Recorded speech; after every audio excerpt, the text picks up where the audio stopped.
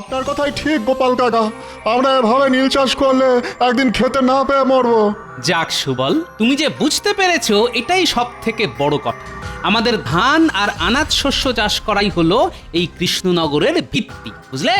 শুধু ভাবছে সাহায্যের মুখের উপর না করে দিলে তারা না জানি কি করে বসবে। কোনো ভয় নেই সুবল, আমি মহারাজকে সব জানাবো। এভাবে তো চলতে পারে না। ওই নীল চাষ করার জন্য লাভবান হবে ইংরেজরা, আর এদিকে আমরা না খেতে পেয়ে মরবো।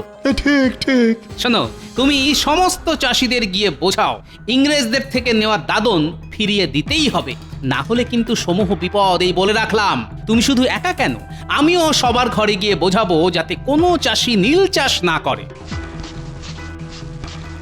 হয়তো হাবুল যাচ্ছে। হাবুল, হাবুল শোন না, শোন।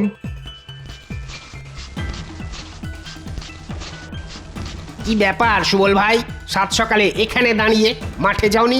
নীল চাষ করতে হবে যে। আচ্ছা, নীল চাষ করলে খাবার শস্য ফলবে কি করে হাবুল? আমাকে একটু বুঝিয়ে দাও তো। আগে গোপালদা, এটা ভেবে দেখিনি গো। শোনো হাবুল, তোমরা যদি এটা না ভাবো তাহলে এটা কে ভাববে বলো দেখি? যদিও আমি ভেবেছি, এটা বুঝতে পারছি আমাদের সামনে সমূহ সর্বনাশ। সত্যি তো, নীল চাষের জন্য আমাদের অত সুন্দর আমন ধান এই মরশুমে যে আর হবে না। ইংরেজদের দেওয়া দাদন ফিরিয়ে দিতে হবে হাবুল। তোমরা সবাই একজোট হও, এটা করতেই হবে। হাবুল, আমরা সবাই মিলে বড় সাহেবের কুটিতে যাই, চলো। সেখানে গিয়ে বলি যে আমরা আজ থেকে নীল চাষ করতে পারবো না, দাদন আমরা ফিরিয়ে দিচ্ছি। আচ্ছা, সাহেব যদি জিজ্ঞাসা করে কেন, তখন কি বলবে? আমরা বলবো এতে আমাদের ক্ষতি, কৃষ্ণনগরের ক্ষতি, আর এই ক্ষতি আমরা মেনে নেব না। সাবাস, এটাই বলতে হবে। তোমরা সবাই মিলে যাও, সাহেব কি বললো এটা আমি তোমাদের থেকে জেনে নিচ্ছি।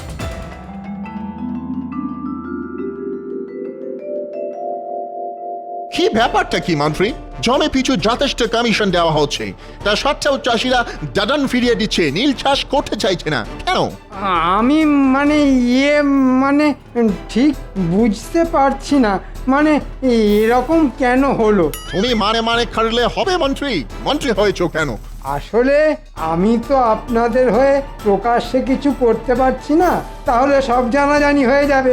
ওদিকে গোপাল চাষিদের বাড়ি বাড়ি গিয়ে তাদের এক কাট্টা করছে। তো বুঝতে পারছি চাষিদের আর মুখের ভয় দেখানোয় বাধ্য করা যাবে না। যদি ব্যাটাদের তুলে এনে আচ্ছা করে চাবুক পেটা করা হয় তাহলে ঠিক সুরসুর করে রাজি হবে। ওকে ওকে, তাহলে তাই হোক। হ্যাঁ, তাই করুন, এছাড়া উপায় দেখছি না। ব্যাটা গোপালটা নেতা হয়েছে, আমায় জ্বালিয়ে খাচ্ছে সব জায়গায়।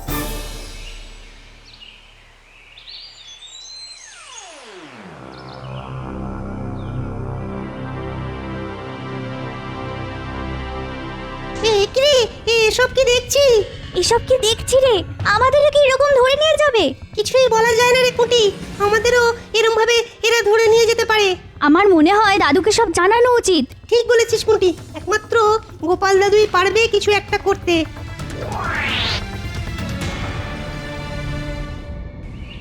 উফ, বেশ চড়া রোদ উঠেছে।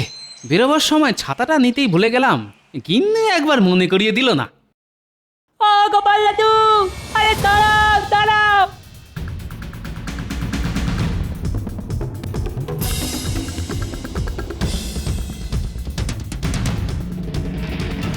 ও বাবা, এদের আবার কি হলো? খেলাধুলো বন্ধ করে কোনো নতুন বায়না নিয়ে আসছে নাকি? কি হয়েছে রে, তোর হাঁপাচ্ছিস কেন?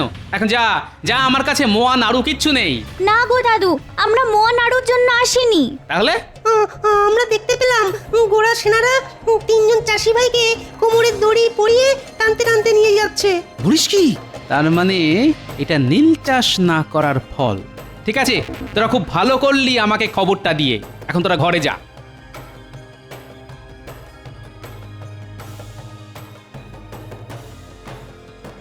কি ব্যাপার, এত তাবু পড়েছে? তার মানে কি সাহেবরা গোপনে সেনা সমাবেশ করে জুলুম করতে চাইছে?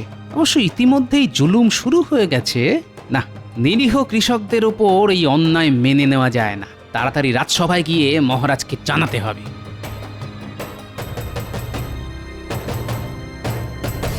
কি ব্যাপার গোপাল, তুমি হলে হাসির আস্ত কুম্ভ, কিন্তু তুমি আজ খুব মনমরা বলে মনে হচ্ছে। এ গিন্নি বকেছে নাকি?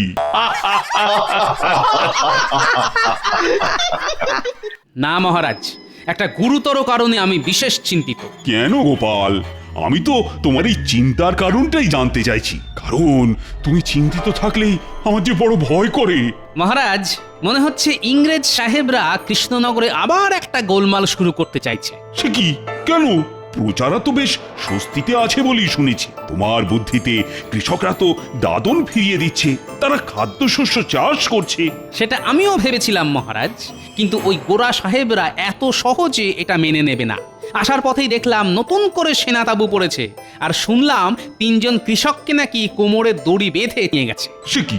নতুন করে সেনা ঢুকছে নাকি কৃষ্ণনগরে? কই, আমায় তো কেউ জানায়নি।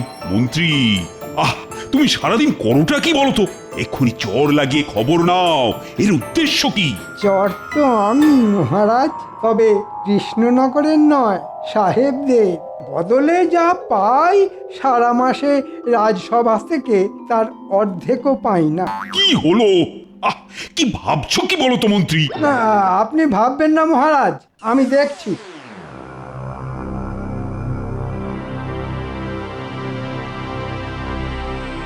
কি ব্যাপার?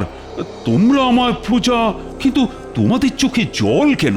আমাদের সর্বনাশ হয়ে গেছে মহারাজ। আপনি কিছু করুন মহারাজ।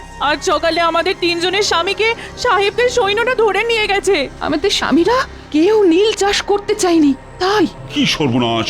ও গোপাল, এর একটা বিহিত তো করতেই হবে। আমার রাজ্যে অনাচার আমি তো কিছুতেই মেনে নেব না। মহারাজ কিছু একটা করুন। মহারাজ, এক্ষুনি চলুন সাহেব কুটিতে। এই সত্যি মেনে নেওয়া যায় না মহারাজ। তুমি চুপ করো গোপাল, মহারাজ গিয়ে কি করবে? তাতে সাহেবরা আরো ক্ষেপে যাবে। চাষিরা নিশ্চয়ই কোনো বেগরবাই করছে, তাই ধরে নিয়ে গেছে। 2-4 ঘা দিয়ে ঠিক ছেড়ে দেবে। বাহ, মন্ত্রীর দেখছি সাহেবদের জন্য দরদ উথলে উঠছে। গোপাল, আবার বাজে কথা। তুমি যদি বোকার মতো কথা বলো তাহলে সেটা মেনে নিতে হবে। ভুল করছো মন্ত্রী, আমি যেতে চাই।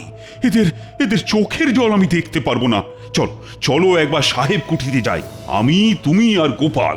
না মহারাজ, এই সামান্য ব্যাপার নিয়ে ইংরেজদের সঙ্গে সম্পর্ক খারাপ করা ঠিক হবে না। আপনারা যেতে হলে যান, আমি যাচ্ছি না। মন্ত্রী মশাই কি ভয় পেয়েছেন? তোমার যা খুশি তুমি ভাবতে পারো গোপাল, আমার অনেক কাজ আছে। চলুন মহারাজ, দেরি করে আর কাজ নেই।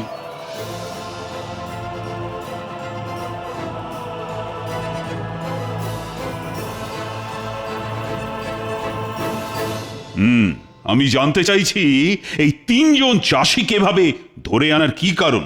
মাই গড, আপনি এটাও জানেন না? ওরা দাদন নেওয়ার সাথেও নীল চাষ খাইতে চাইছিল না, তাই ভাবিলাম ওদের চাপকে সিধে না খাইলে শিক্ষা হইবে না।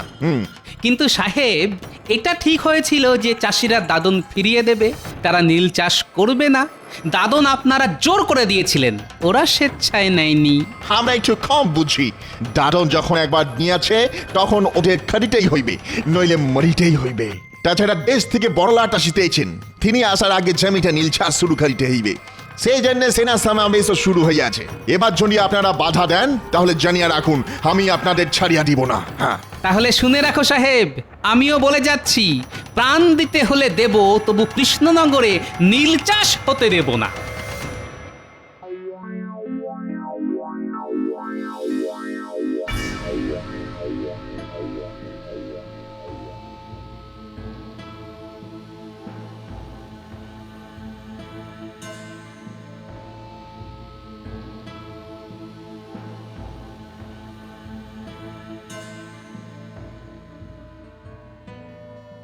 সর্বনাশ হয়ে গেছে মহারাজ, কৃষ্ণনগর জুড়ে কান্নার রোল উঠেছে। আজ সকালে হরিচাষীকে আধমরা অবস্থায় উঠোনে ফেলে গেছে, কিন্তু বাকি 2 জনের কোনো খোঁজ নেই। বলো কি গোপাল? হায় হায় হায়, রাজ্যে কি শুরু হলো? মন্ত্রী, এ কি সব শুনছি? না মহারাজ, আর চুপ থাকা যায় না। কাল ওই সাহেবের কথা শুনলেন তো, আমাদেরও বদলা নিতে হবে। ইটের বদলে পাটকেল না দিলে ওই সাহেবদের শিক্ষা হবে না মহারাজ। এক্ষুনি আমাদের কিছু লোক জোগাড় করতে হবে, আর রাতের অন্ধকারে ওদের তাঁবুতে আগুন দেব। ওদের বুঝিয়ে দিতে হবে আমরাও ভীতু নই। এটাই হবে আমাদের উপযুক্ত জবাব। কামানের মুখে ওই লাঠি সোটা ছুটকারে উড়ে যাবে। তার চেয়ে ওদের সাথে সন্ধি করে কিছু জমি নীল চাষের জন্য ছেড়ে দেওয়া উচিত মহারাজ। এ কি বলছো মন্ত্রী? ওদের কাছে বশ্যতা স্বীকার করে দেশের জমি ওদের দিয়ে দেব? না না না না না, আমি স্বাধীনভাবে বাঁচতে চাই, এ আমি কিছুতেই পারবো না। কিন্তু মহারাজ, কোনো কিন্তু নয় মন্ত্রী, ওদের একটা জোরালো জবাব দিলে যদি ওদের শিক্ষা হয়। গোপাল, তুমি তুমি সাবধানে সমস্ত আয়োজন করো। লোক জানাজানি হলে কিন্তু পুরো পরিকল্পনাটাই ভেস্তে যাবে। আমি তোমার সাথে আছি। এ হতে দেওয়া যায় না। যেভাবেই হোক বড় সাহেবকে খবরটা দিয়ে সতর্ক করতে হবে, না হলে এই অনর্থ ঘটলে আমায় সাহেব ছেড়ে দেবে না।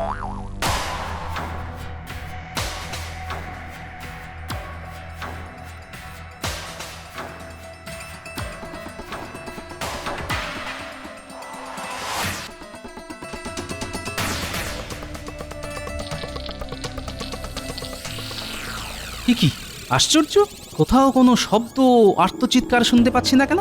হলোটা কি? তার মানে তাঁবুতে গোড়া পল্টনরা নেই। সম্ভবত ওরা আগে থেকে খবর পেয়ে সরে পড়েছে, কিন্তু এই খবর তো আর কেউ জানে না। তার মানে কি মন্ত্রী? আচ্ছা,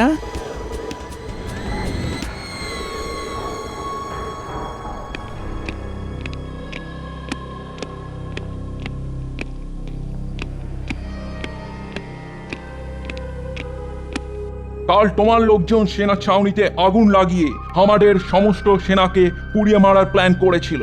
ভাগ্যিস মন্ত্রী সরি গোপন সূত্রে খবর পেয়ে ওদের সরিয়ে নেওয়া হয়েছিল। কি কি বলতে চাইছো তোমরা? মনে রেখো, এর জবাব তোমরা পাবে। আজ সতর্ক করতে এলাম, নিজেদের লোকেদের সামলাও। বড় লাট আসার আগে বড় সাহেব কোনো গন্ডগোল বরদাস্ত করবেন না, মনে থাকে যেন। আপনাদের সাহেবকে বলুন আমাদের দুজন চাষিকে ফিরিয়ে না দিলে বড়লাট আসার আগেই দেশবাসী ওনাকে লাটে তুলে দেবে। একবার মন্ত্রীর নাম বেরিয়েছিল, তার মানে যা ভাবছি তাই। মন্ত্রী ওদের হয়ে গুপ্তচরের কাজ করছে। ওকে, তাহলে এটাই তোমার শেষ কথা? হ্যাঁ হ্যাঁ, এটাই শেষ কথা। গোপাল বোধ হয় সন্দেহ করছে। না, এবার একটু কথা ঘোরাতে হবে। দেখলেন মহারাজ, গোপালের বুদ্ধিতে কি করতে কি হলো। এখন বুঝুন ঠেলা।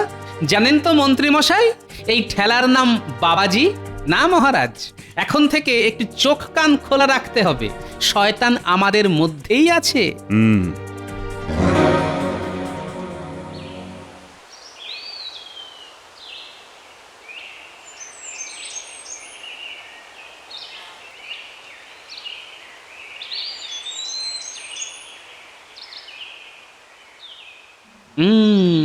এদের দিয়েই আমার কাজ হবে।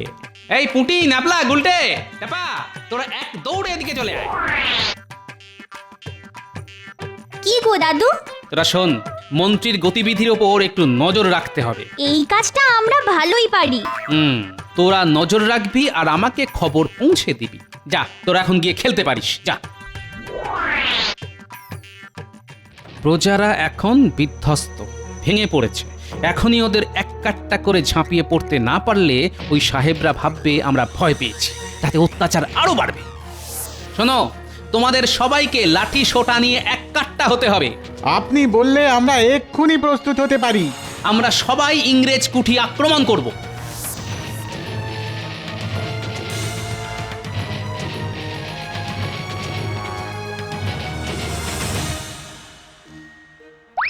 Oh God, strange! কি করা উচিত? আমাকে ছেড়ে দাও।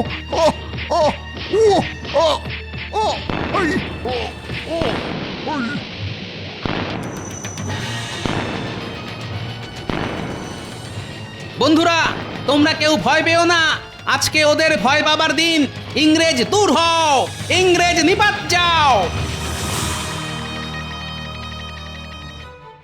দিন দিন পরিস্থিতি খারাপে ঠিকে যাচ্ছে। এসব চালিতে থাকিলে তো বড়লাট আসার আগেই আমরা লাটে উঠিব। মন্ত্রীটাও কোনো কাজের নয়, ফুল। এত টাকা নিচ্ছে, ওকে ধরে আনো।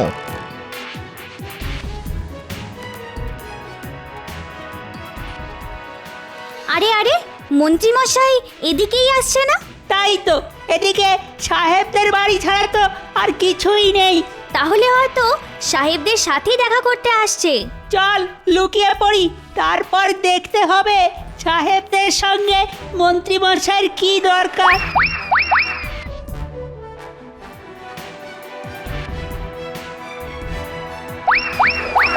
নীলছাস তো লাঠে উঠিল, তোমার বুদ্ধিতে কৃষক পেটাইতে গিয়ে ঝামেলা বাড়িল। কিন্তু আমি পিটিয়ে সিধে করে নীল চাষে রাজি করাতে বলেছিলাম, আপনারা তো পিটিয়ে আধমরা করে দিলেন। এখন তো আমাকেও সন্দেহ করছে গোপাল। গোপালের নেতৃত্বে গ্রামবাসীরা একের পর এক আন্দোলন আক্রমণ চালাইতেছে। এদিকে নীলছাসের এই হাল, ওদিকে আবার আক্রমণ। বড়লাট এসে দেখলে সর্বনাশ হইবে, কিছু একটা করে এসব বন্ধ করিতেই হইবে। মন্ত্রী, ডু সামথিং। কিছু ভাববেন না, কান টানলে মাথা আসবে। গোপালের এতবার মহারাজের প্রশ্রয়, ওকে ফ্যাসাদে ফেলতে হবে।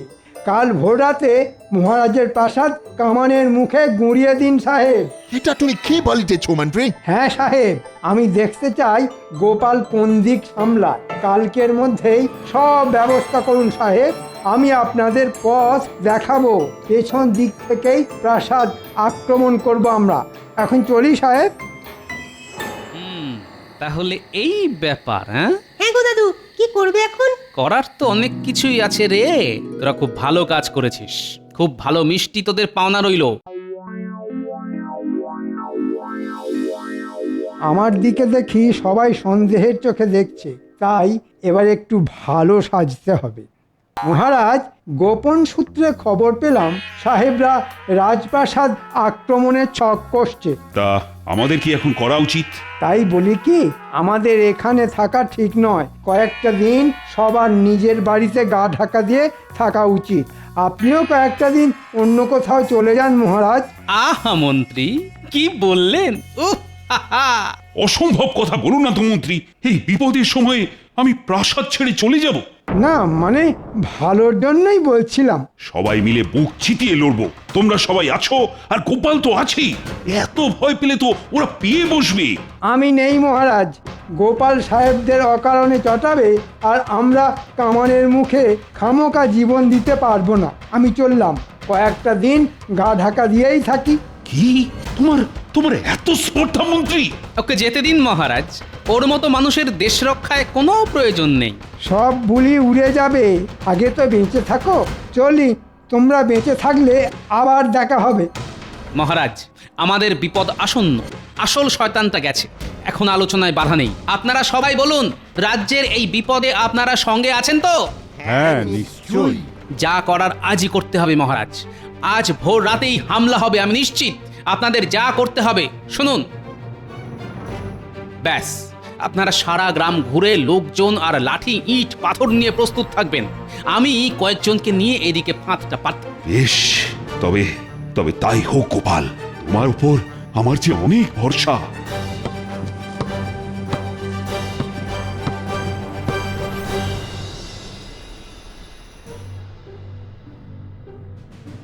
সাহেব, এবার যেতে হবে, এটাই উপযুক্ত সময়। রাজপ্রাসাদের পেছনের মাঠ দিয়ে আক্রমণ করব। ইয়েস, আমাদের দুটো কামান রেডি। তাহলে মাঠে পৌঁছালে কামান দাগবো, আর সব খতম। হ্যাঁ,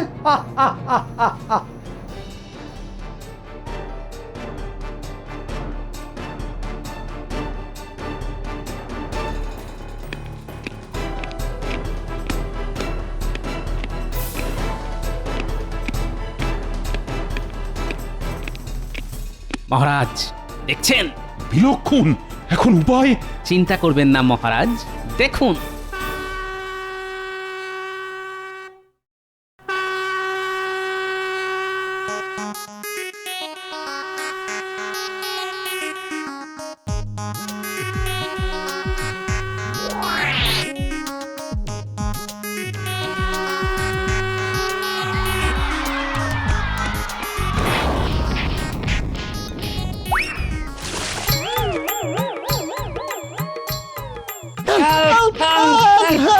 মহারাজ দেখুন, সবাই কিরকম পা চুল করছে। বালতিতে বিছুটি পাতা বেটে রস ছিল। কি করেছো গোপাল? ভাবাই যাচ্ছে না। এবার দেখুন মহারাজ।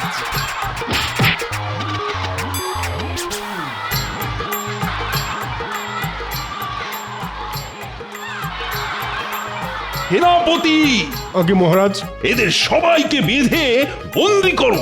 ও আমাকে বাঁচাও, ওরে বাবা, আমাকে আমাকে ছেড়ে দাও গোপাল। এ কি? কে কে এটা? মহারাজ, ইনি হলেন আমাদের রাজ্যের শুভাকাঙ্ক্ষী মন্ত্রী মশাই। আজই ওকে শেষ করব। ধৈর্য ধরুন মহারাজ, মন্ত্রীকে শাস্তি দেওয়ার সময় পাবেন।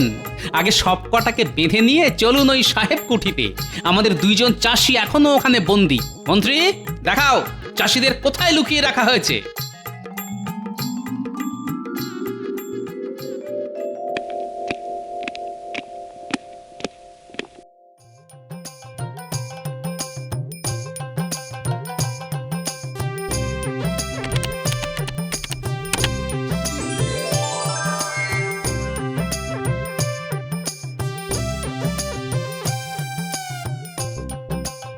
আর কোনো ভয় নেই হাবুল আর সুবল, তোমরা মুক্ত।